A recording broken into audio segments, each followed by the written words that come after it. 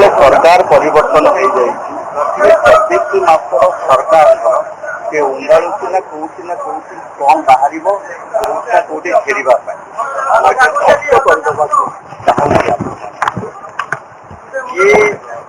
ବିରୋଧୀ ଦଳର ଷଡ଼ଯନ୍ତ୍ରର ଶିକାର ହେଇଯାଇଛି ମୋ ସାନ ଭଉଣୀ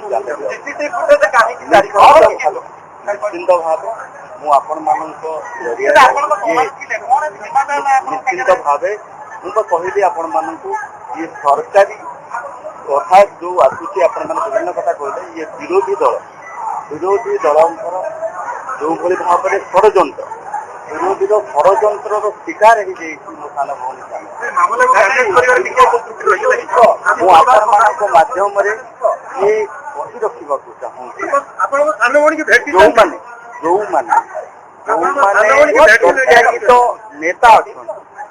ଯୋଉମାନେ ବିରୋଧୀ ଦଳର ନେତା ଅଛନ୍ତି ସେମାନଙ୍କୁ ସାଧାରଣ ଜନତା